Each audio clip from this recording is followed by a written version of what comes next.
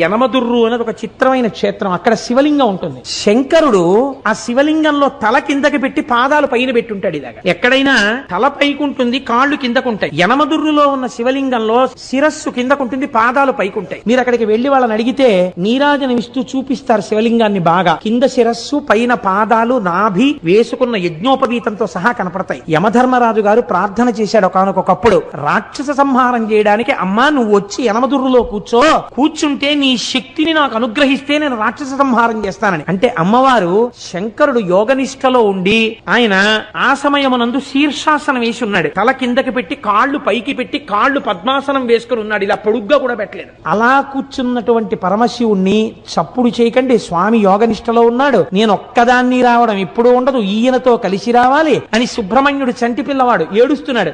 ఏడుస్తున్న సుబ్రహ్మణ్యుణ్ణి ఒళ్ళో పడుకోపెట్టుకుని స్తన్యమిస్తూ శంకరుణ్ణి ఓ చిక్కన్ లాంటి దాంట్లో పెట్టుకుని ఎత్తి పట్టుకొచ్చేసింది ఆవిడ. ఆవిడ శక్తి స్వరూపం. ఎత్తి పట్టుకొచ్చి దేవాలయంలో పెట్టి కూర్చుంది. తానే ఒక పుష్కరిణి సృష్టించింది. అక్కడ ఆ ఎదురుగుండా ఉన్న కోనేటిలో ఉన్న నీటితోనే అన్నం వండుతారు స్వామికి మహానైవేద్యానికి. ఆ నీళ్లతో వండకుండా మీరు ఎంత గొప్ప అగ్నిహోత్రం మీద ఎంత గొప్ప మినరల్ వాటర్ తీసుకొచ్చి వండినా సరే రాత్రి వరకు వండినా బియ్యం ఉడకవట.